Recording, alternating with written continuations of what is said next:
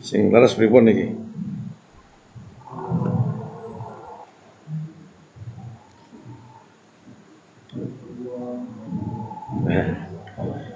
Cek. Leres Bapak Ibu, leres nggih. Mohon izin saya duduk di atas ya. Saya nggak biasa duduk di sini. A'udzubillahi minasyaitonirrajim. Bismillahirrahmanirrahim. Assalamualaikum warahmatullahi wabarakatuh. Semoga keselamatan, berkah, dan kasih Allah SWT hadir mengalir ke dalam seluruh sisi kehidupan kita. Amin. Qalu subhanaka la ilma lana illa ma 'allamtana innaka antal alimul hakim. Hasbunallahu wa ni'mal wakil, ni'mal maula wa ni'man nasir, la haula wala quwata illa billahil aliyyil azim. Segala puji hanya milik Allah, kaisarnya, rahman rahimnya. Allah ringankan kakilah kita hadir di Baitullah, di rumahnya Allah ini dalam kondisi sehat walafiat. Sehat semua, Bu? Sehat? Ibu-ibu sehat? Mana suaranya ya? Seger semua, seger? Hati ini tenang? Yes. Kasih sayang Allah semata, kita diringankan kakilah kita ya untuk bisa sholat subuh, bahkan diawali qobliyah, bahkan tadi diawali dari qiyamul lail. Subhanallah. Tidak semua orang dikarunia itu, karena banyak ketika kita menikmati kelezatan iman, banyak orang masih menikmati tidurnya.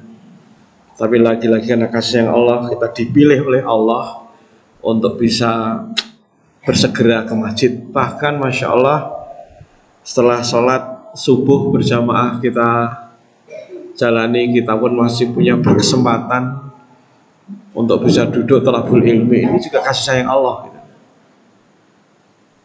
kasih sayang Allah. Salam dan salam kita sanjungkan kehadiran Nabi Agung Muhammad Sallallahu Alaihi Wasallam, uswah hasanah, contoh yang terbaik, role model yang kita akan terus ikuti ajaran-ajarannya.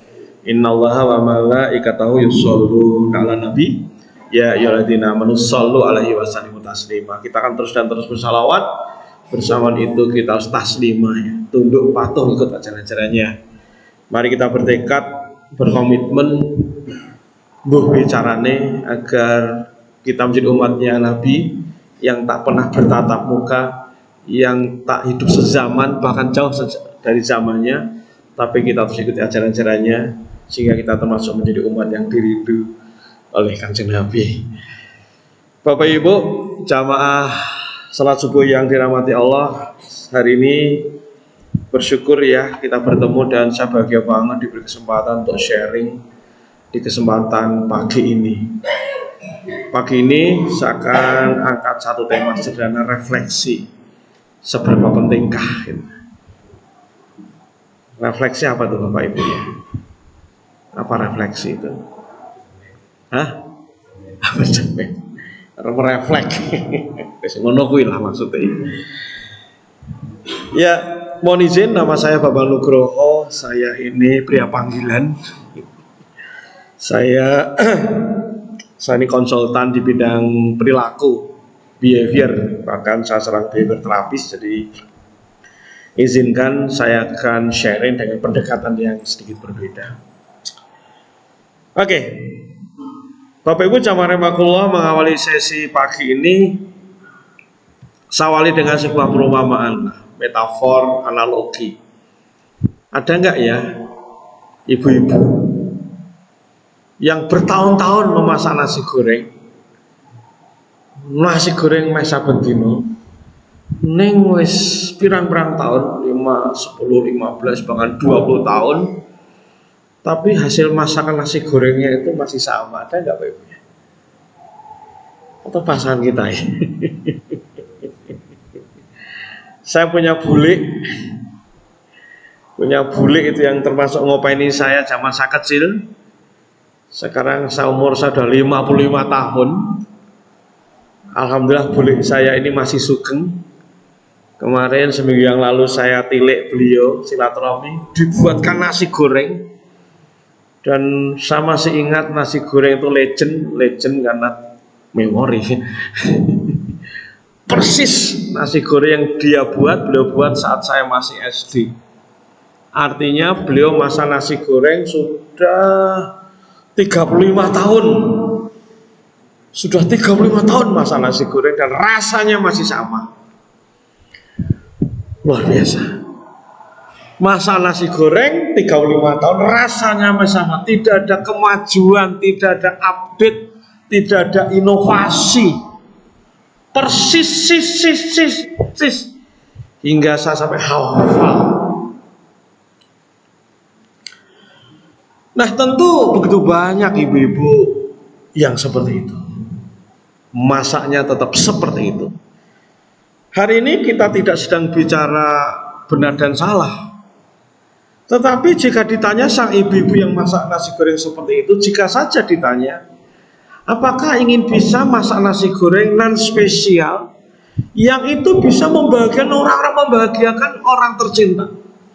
Nasi goreng yang bikin keluarga wow, aha.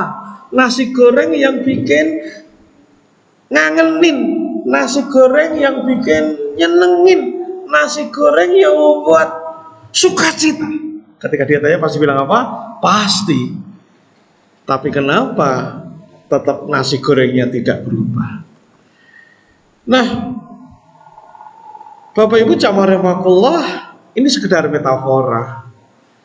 Nah, kenapa sang ibu itu nasi gorengnya tetap seperti itu?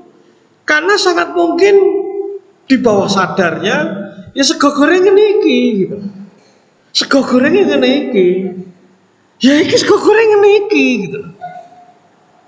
Terus iso gelem nggih nasi goreng alhamdulillah, mbok bersyukur. Rasakan nuntut. Gelem nggih nasi goreng wis dadak kangen petengsing gitu. Iki nasi goreng ya ngene iki apa bisa nasi goreng? Apa salah? Ya, Bapak Ibu jamaah Allah, kita tidak sedang bicara salah benar, tetapi ketika tanpa sadar kita berpikir ya sego goreng ini, maka menjadi sosok namanya fixed mindset, bukan growth mindset. Akibatnya apa? Mungkin sampai kiamat kurang 2 hari sego gorengnya kayak ngono kuwi. Sego gorengnya kayak ngono kuwi. Kita nggak sedang bicara salah dan benar, Bapak Ibu.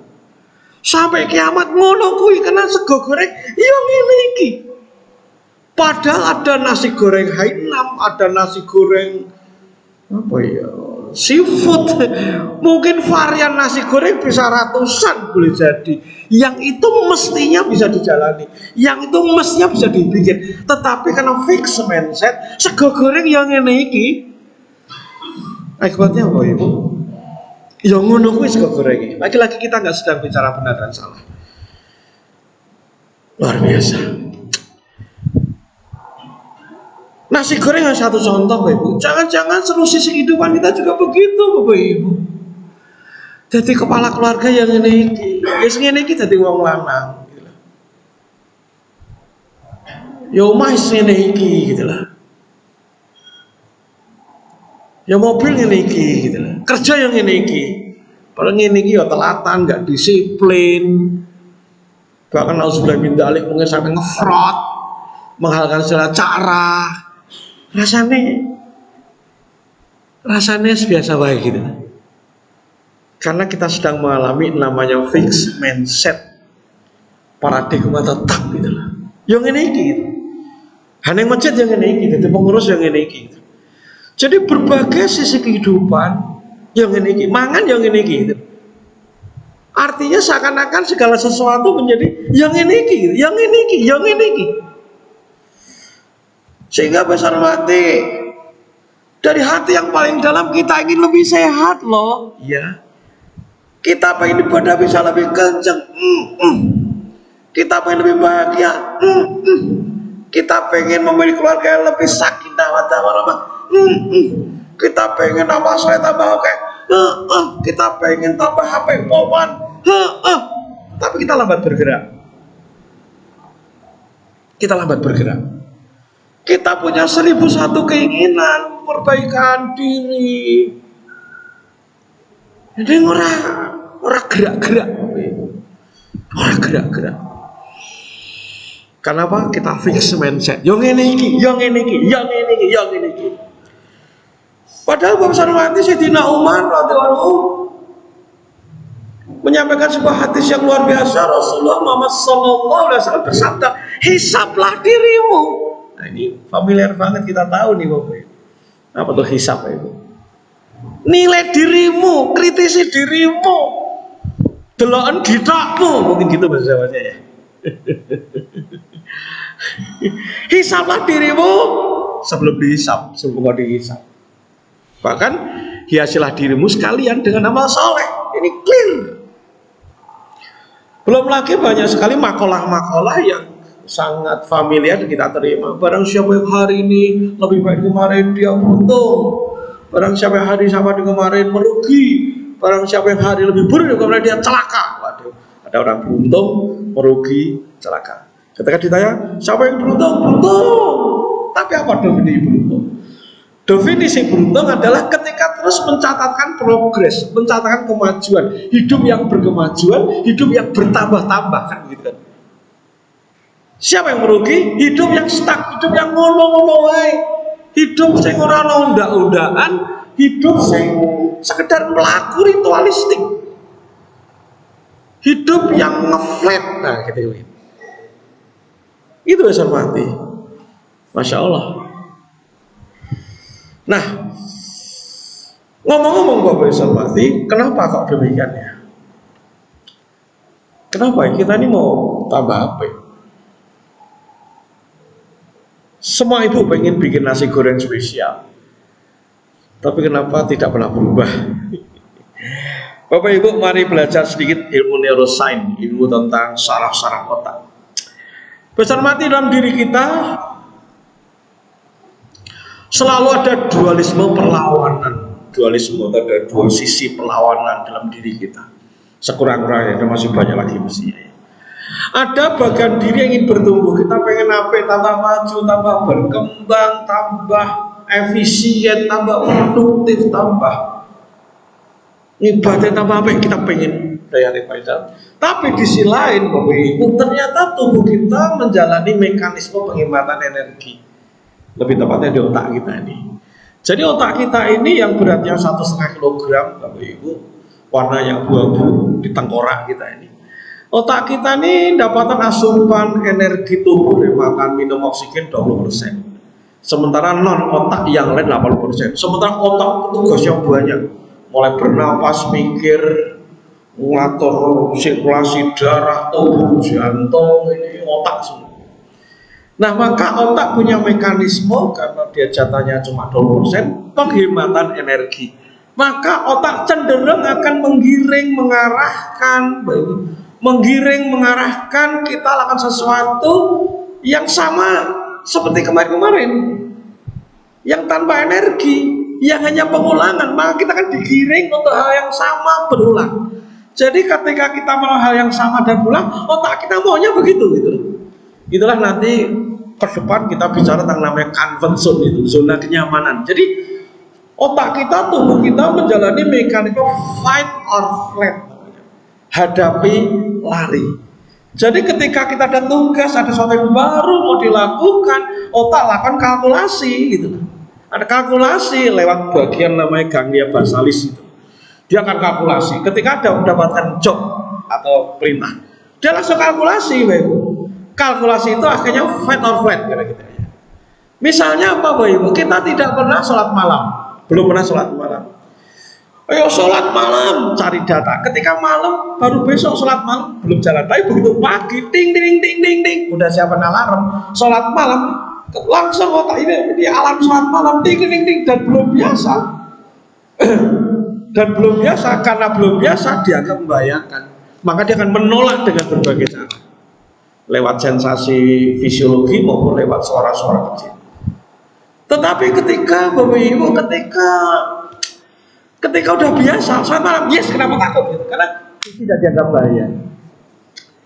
Kemarin ini barusan kemarin dihubungi Mas Ito, Bang di Narmas, langsung cari data. Untung saya udah biasa ngisi.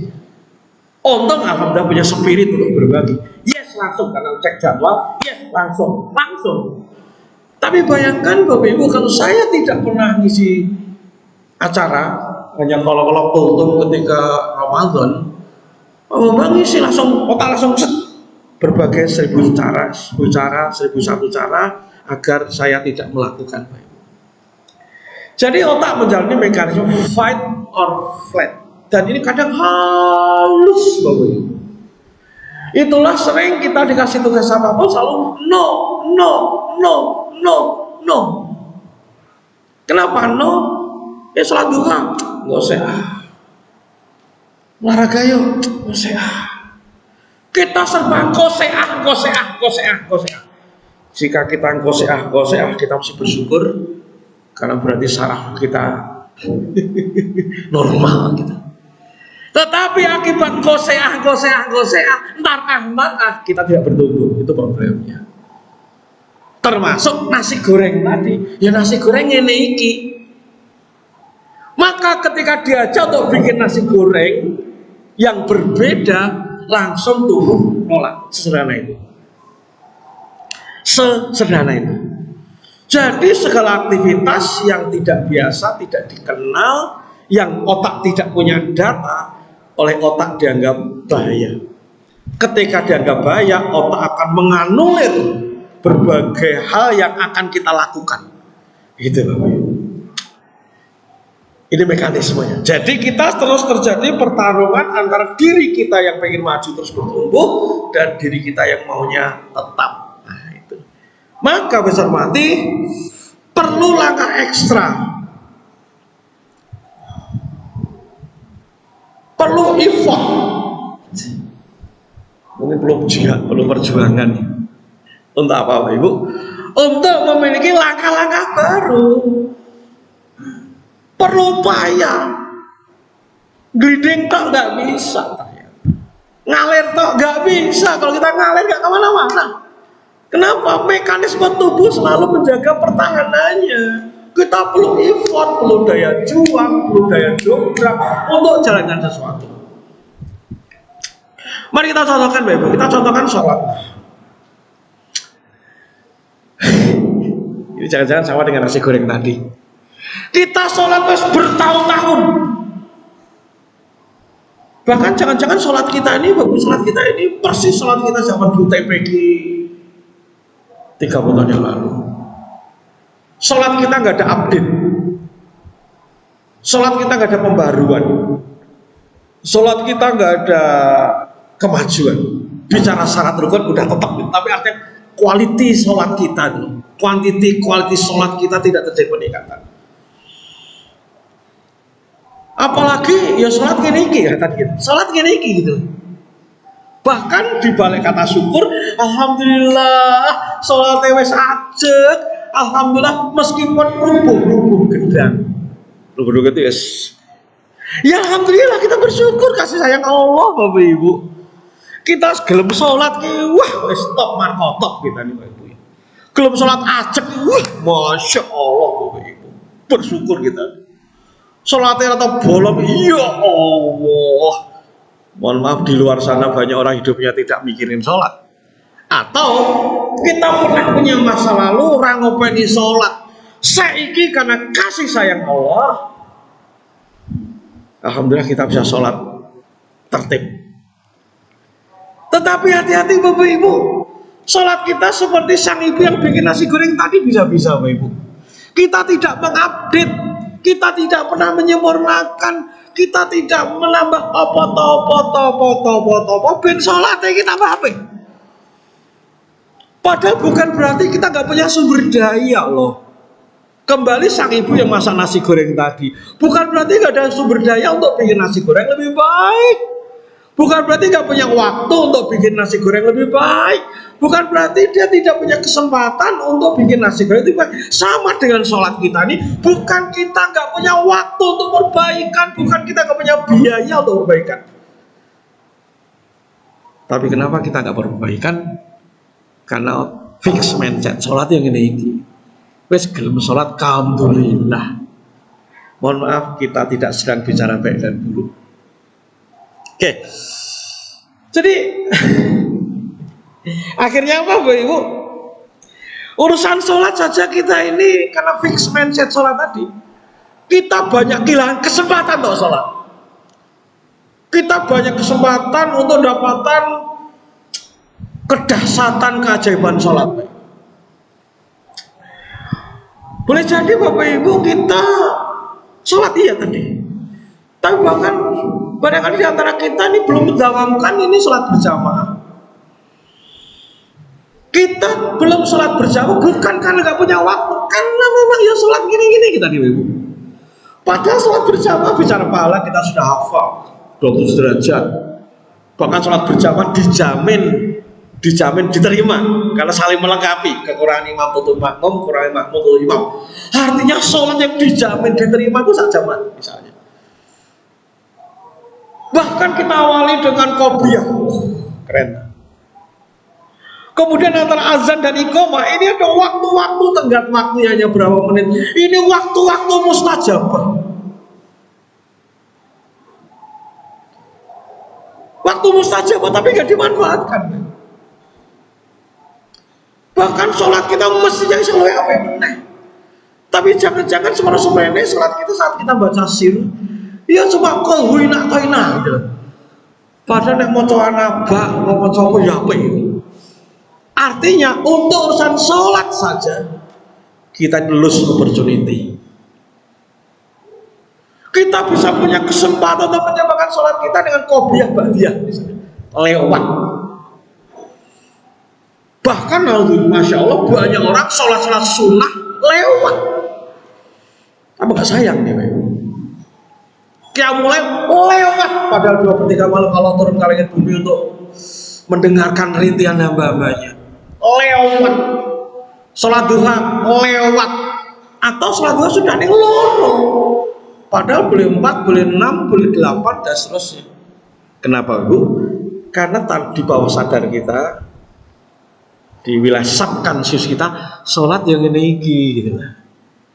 Tanpa sadar kita sholat kita fix mindset. Kita tidak pernah berpikir sholat sing luwih apik piye, ben lebih sempurna piye, ben tambah khusyuk piye, ben tumakninah piye. Selama pertanyaan ini tidak pernah kita lempar Bapak Ibu, apa akibatnya Bapak Ibu? Maka tidak akan terjadi peningkatan kualitas dan kuantitas di sepanjang masa untuk urusan sholat kita. Sholat kita nanti sampai kiamat kurang rong dino ngono meneh. Kenapa? Kita fix mindset untuk urusan sholat. Nah Bapak Ibu, sampai sini pertanyaan saya, berarti pentingkah kita terus lakukan refleksi? Penting? Penting nggak kita terus lakukan mawas diri? Penting? Penting nggak kita terus lakukan kritisi diri? Penting? Penting nggak kita terus melihat sang diri kita perilaku-perilaku? Penting? Yes. Tanpa itu Bapak Ibu, nothing. Tidak akan ada kemajuan. Akhirnya kita tetap membuat nasi goreng yang sama-sama dan berulang. Kita menjalani gaya hidup, lifestyle yang sama dan berulang. Tanpa sadar kita terus berada di comfort zone yang tidak berkemajuan. Ngono-ngono. Masya Allah Bapak Ibu. Nah, untuk melakukan refleksi Bapak Ibu, paling enggak ada 3 tool yang boleh saya tawarkan pada Bapak Ibu. Misalnya sholat aja Bapak Ibu. Selama kita tidak pernah melakukan kritisi diri, critical thinking terhadap sholat kita, ya sholat kita kan ngono terus. Karena bawah sadar kita mengatakan apa? Ya sholat ini gelem sholat alhamdulillah. Coba kita tawarkan 3 hal untuk sholat, nanti masuk untuk yang lain. Untuk sholat apa yang perlu padakan lagi ya? Biar tambah apa ya? Hal apa yang selama ini belum saya lakukan dalam sholat, yang tak lakoni, gue nambah nilai, nambah value sholat. Apa yang kita lakoni ya? Mungkin ketemu loh Bapak Ibu, mungkin loh ketemu ide, apa yang tak lakoni? Oh kenapa tidak? Sholat disiapkan makan yang terbaik. Loh ini kan sebuah spirit ini. Oke, wah mulai nganggo parfum misalnya. Sebelum sholat siwaan sih misalnya. Nanti kan ketemu sedaftar ini, sedaftar hal-hal yang bisa kita lakukan. Sesuatu yang belum dilakukan menjadi dilakukan. Apa misalnya? Oke, yang belum dilakukan misalnya. Sering azan, aku oke. 15 menit sebelum azan langsung pasang alarm. Jadi habis subuh ini nanti selesai langsung cek Google ya toh zuhur Semarang jam sekian 15 menit sebelum jadwal salat zuhur close di lock dulu, dikunci untuk prepare salat zuhur misalnya. Jadi betul-betul kita azan udah ready. Kenapa? Kalau sebentar lagi azan disiapkan betul, siapkan kita mau menghadap Allah, kita mau sibuk dengan Allah, kita mau mi'raj dengan Allah, persiapan tenanan orang itu sembrono tenanan. Wong kita cukup punya waktu, kita cukup punya tenaga, wong ya nun sewu kita enggak harus rapat kabinet, rapat direksi, rapat pemegang saham kita ini. Karena jika tidak akan cukup scrolling YouTube sekali, TikTok, Reels, Short dan sebagainya. Oke. Apa yang perlu kuadakan agar sholatku tambah apik, tambah bernilai? Apa yang perlu kutambahkan? Setelah apa yang perlu kuadakan 0 ke 1, apa yang sudah kita perlu kutambahkan? Sesuatu yang sudah jalan ditambah apa misalnya dari yang belum duha, dari yang belum jamaah menjadi jamaah. Jadi udah jamaah tambah qobliyah ba'diyah misalnya. Terus bertanya terus gitu. Apa yang perlu tambahkan? Oke, munajat dulu sebelum sholat. Rakyat beberapa menit ngadeg saya saat durunge takbir misalnya sambil jalan dari dulu sebelum kita ke mihrab sholat betul-betul ngadeg saya Allah terima kasih sayangmu hamba sholat tolong hamba sholat hamba minta petunjuk kan bisa tumakninah bisa khusyuk misalnya termasuk alhamdulillah ya Rabbi kau berikan kekuatan untuk sholat lagi apapun itu ini kan sebuah prepare sebuah monggo ini di luar syarat dan rukun gitu loh. Tetapi berikan value nilai tambah. Jadi terus berikan apa yang perlu ku tambah. Kemudian apa yang perlu ku kurangi. Apa yang dikurangi? Mungkin soalnya belayang kelayap kemana-mana pikiran kita, ya. Apa yang ku kurangi? Oke, misalnya sholat betul. Menurut saya sholat itu kita perlu perjuangan. Sholat itu nggak ngasal. Kita perlu perjuangan ketika pikiran minggu. Penggok pelneh, rono ini mana? Itu perlu perjuangan. Jika tidak, pikiran kita kan bawa kita kemana-mana. Karena pikiran kita ini memang nggak bisa diem, Bapak Ibu ya. Nggak bisa diem. Pikiran kita tuh akan kalau tidak difokuskan pada satu titik, Bapak Ibu. Pikiran kita kan belayang mutar-mutar terus kayak monyet itu, Bapak Ibu, yang loncat-loncat ke sana kemari, tema-tema gitu. Sehingga boleh jadi sepanjang sholat kita ini, Bapak Ibu, pikiran kita sibuk. Tadi subuh tadi mungkin sarapannya menjajah soto kayak ini dan sebagainya. Jadi pikiran itu kayak gitu. Jika kita tidak melatih untuk ngunci pikiran, ini perlu latihan, perlu exercise. Ada latihannya sih. Jika kita tidak serius dan kita menganggap dia sholat ini kayak close, kita nggak bertumbuh. Jadi besar mati selama kita tidak melakukan refleksi. Selama kita tidak mawas diri terhadap segala langkah kita, maka kita akan cenderung melakukan hal yang sama dan berulang, alias kita tak berkemajuan, termasuk sholat kita. Maka tugas kita terus lakukan refleksi, terus mawas diri terhadap segala sesuatu, Bapak Ibu. Terus jadi kepala keluarga apa sih yang tak lakoni menaik? Itu kita tidak pernah maju kan ya, wong lanang sing penting butak nyukumi butak nggih tempur, iso nggih nempur kan wis apik to. Wis oke. Kita sudah laki-laki tanggung jawab, tetapi pendidikannya piye? Selama kita tidak bertanyakan, nggak akan terjadi kemajuan Bapak Ibu. Perlu refleksi. Oke.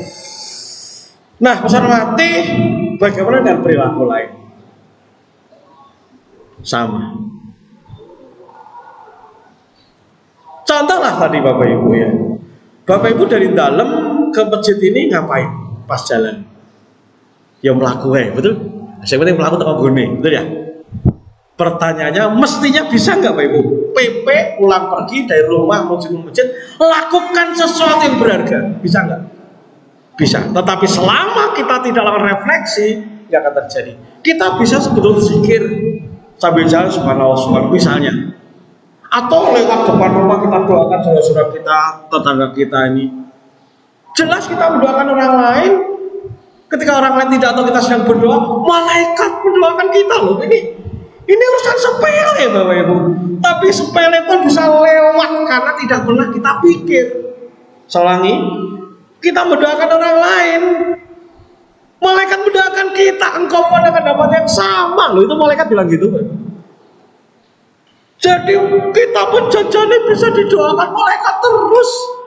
Tetapi itu pun kita lose. Kenapa? Kita fix terus. Ini masjid ini gitu. Udah. Termasuk kita berangkat ke tempat kerja. Selama kita tidak pernah bertanyakan di rumah menuju tempat kerja, PP boleh jadi 1 jam, bahkan 1 jam, bahkan 2 jam, ya lewat dok. Padahal bisa sampai nyetel murotal, ngapalin ayat, sambil baca sayyidul istighfar, baca sholawat, apa pun telepon, apa banyak bisa kita lakukan. Tetapi lagi-lagi ya kerja ngene budal kerja ngene iki. Maka yuk Bapak Ibu terus lakukan kritisi diri, refleksi. Nah, apa langkah-langkahnya Bapak Ibu? Saya ajak Bapak Ibu untuk nyusul langkah-langkah kecil, ringan. Bahkan mungkin nanti begitu kondur di rumah, yuk buat oret-oretan kecil. Kita buat lab lah Bapak Ibu. Apa langkahnya Bapak Ibu? Maka mungkin yang pertama jadikan sholat sebagai laboratorium diri. Sholat menjadi lab. Kenapa lab? Karena sholat kita paling enggak itu 5 waktu sehari. Bahkan kita buat alat tulis, kita coret-coret kecil, menjadikan sholat sebagai laboratorium. Apa maksud laboratorium? Lewat sholat ini Bapak Ibu terus kita pertanyakan 3 hal lewat sholat kita. Oke, apa itu? Satu, apa yang perlu adakan ben sholat itu tambah HP, tulis di checklist, di list. Apa sing kudu tak lakoni ben salatku tambah HP, tambah sempurna secara kualitatif, kuantitatif tambah HP. Tulis. Nah, Bapak Ibu, kita paling tahu bagaimana sholat kita. Kita paling tahu, ya. Apa sing kudu tak lakoni, sing durung tak lakoni, apa ya sholat iki? Oke, tulis. Kemudian apa yang perlu tambahkan? Saya bisa lakoni tak tambah, oke. Boleh jadi nanti ketemu, oke, muncul ide, oh ngapalkan surat-surat pendek. Lo juz amanah tuh begitu banyak Bapak Ibu.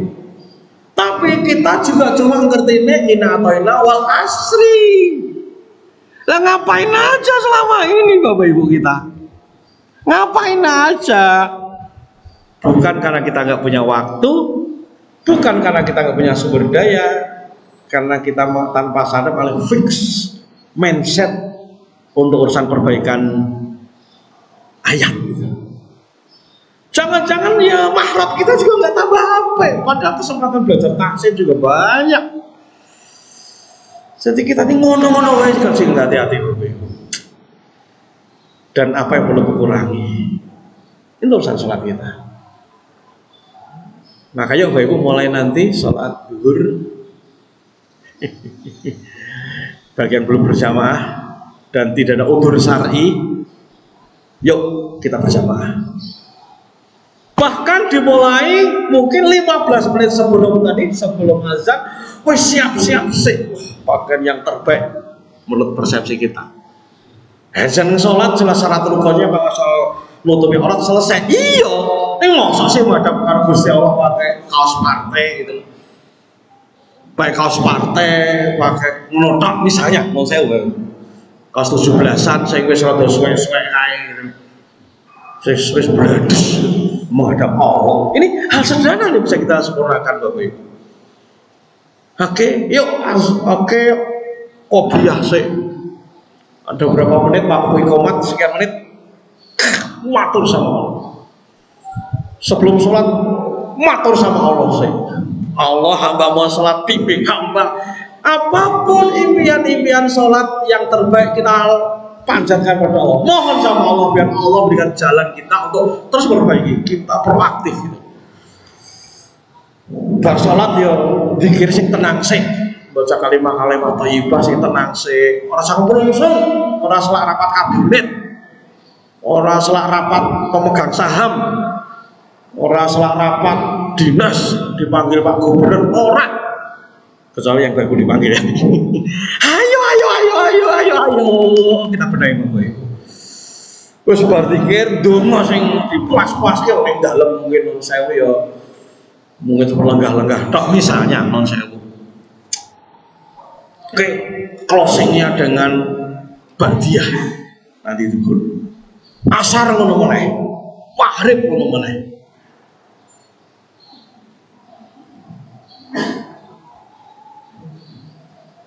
Salat perlu kita prioritaskan, kita tenani, Bapak Ibu. Karena nanti kita tahu kan, Bapak Ibu ya, di yaumil akhir nanti yang dihisab pertama kali adalah sholat kita. Nah, jangan-jangan sholat kita ini rada ajek lagi wingi sore, Bapak Ibu.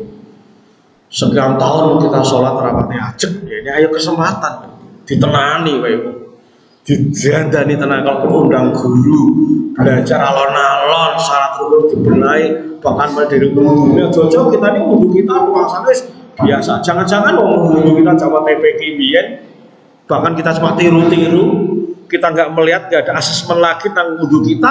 Jangan-jangan wudhu kita nggak sempurna. Bahkan kita pun biasanya menggunakan wudhu, baru wudhu doa, masuk masjid doa, macam-macam loh, banyak aja yang bisa kita sempurnakan. Jadi hormati kita sempurnakan Bapak Ibu sholat kita sebagai laboratorium diri. Kita jadikan sholat kita sebagai model kita untuk berubah pada yang lain. Nah setelah itu Bapak Ibu jamaah Allah sambil jalan sholat tadi kita menyengaja bentuk-bentuk membenahi sholat kita aplikasi pada perilaku yang lain. Sama nanti itunya apa yang perlu kuadakan, apa yang perlu kutambahkan, dan apa yang perlu kukurangi. Bapak Ibu ketika nanti terus bertanya, nanti ketemu ke hubungan kita dengan orang tua birrul walidain. Kita insya Allah bukan anak durhaka. Kita alhamdulillah kita udah bukti sama orang tua. Iya. Tapi jika tidak dikritisi diri, tidak refleksi ya begitu aja. Padahal banyak hal loh yang bisa kita lakukan untuk orang tua lagi. Untuk orang tua saja kan apa yang bisa kulakukan? Mungkin doa setiap saat. Kita gak doa sama orang tua, wis jawabannya. Tapi seberapa sering, frekuensinya seberapa banyak, selama ini tidak dipertanyakan, kita segitu terus. Bertanya lagi apa sih pengen wong tua tambah seneng, gembira, ketemu loh nanti jawabannya. Oh lebih sering ngontak, balik oleh, ketemu nanti Bapak Ibu ya. Ngabari seminggu 3-4 kali ngabari, ibu sehat, nanti ketemu loh. Kita bisa memperbaiki hubungan kita dengan keluarga ya kita ngomong ada masalah, iya dengan keluarga. Tapi jika terus kita bertanya apa yang perlu kulakukan agar hubunganku, bondingku dengan keluarga tambah apa, muncul nanti ide. Apa yang perlu kutambahkan, muncul ide. Apa yang kurangi, muncul ide. Kita pengen punya keluarga sakinah atau warahmah, ya pengen. Tapi ketika kita tidak menseriusi untuk buat langkah-langkah yang ngono, tapi terus berpikir apa ya sing iso tak lakoni ben keluargaku makin sakinah wadah warahmah, makin bahagia, tentrem, damai, bahagia, ketemu ide. Kita perlu rancang. Apa yang perlu kutambahkan? Oh, dolane tambah. Blonjone tambah juga dan sebagainya gitu saja gitu. Apa yang perlu kukurangi? Oh iya, ngomong sing ora penting ora. Lebih baik semuanya untuk keluarga yang dikurangi. Kan ada ya orang itu saben dino mancing gitu. Kan ada. Misalnya. Termasuk untuk yang lain-lain Bapak Ibu ya. Ini berlaku untuk semua unit perilaku. Nah, besar mati karena jika tidak kita serius, kita tidak menyengaja Bapak Ibu, maka pertemuan tak akan terjadi. Tanpa upaya serius dan konsisten untuk terus menyempurnakan perilaku kita, menyempurnakan kebiasaan-kebiasaan kita, maka apapun yang kita lakukan cenderung sama. Saya juga gini, ini ceramah. Ini jika tidak hati-hati kan ya segala mesti ceramah alhamdulillah tuh ngalian rene selesai. Maka saya tidak naik value-nya. Tetapi ketika saya terus bertanya, ketika sesi ini apa yang perlu lakukan, apa yang perlu tambahkan, apa yang perlu kukur, ketika saya terus bertanya, akan muncul ide-ide. Nah, ide-ide kita eksekusi, dan eksekusi dari ide-ide itulah inovasi. Bapak Ibu, sama Allah, perlukah sholat kita inovasi? Hubungan kita dengan keluarga kita inovasi? Kontribusi kita pada umat, umat perlukah kita inovasi? Iya. Kerjaan kita perlukah kita inovasi? Iya. Segala sesuatu dalam kehidupan kita butuh kita inovasi. Tapi syaratnya masuki ke sana diawali dari refleksi, kritisi diri. Kenapa? Rumusnya adalah ABC, EBC, awareness before change. Change berubah selalu diawali dari awareness. Awareness itu awareness itu sadar aku butuh lakukan sesuatu. Awareness itu aku butuh bertindak gitu kan. Nah, itu. Selama tidak muncul awareness, tidak akan terjadi change. Demikian Bapak Ibu, semoga bermanfaat. Mari kita tekadkan hidup kita tanpa bertumbuh, tanpa maju. Amin. Menjadi hidup yang terus berkemajuan, hidup yang terus mengalami peningkatan, hidup yang tambah HP, tambah jedak Gusti Allah, Muhammad saleh tambah menteng, awake tambah sehat karena olahraganya kenceng, diet rendah kalori, komunikasi dengan keluarga tambah HP, tambah kabeh tambah HP. Amin. Itu diawali dari proses refleksi. Tanpa itu kita akan terus melakukan hal yang sama dan berulang. Masih ada waktu 5 menit ya. Oh, ini bisa lihat jam sana ya. Kalau ada pertanyaan monggo.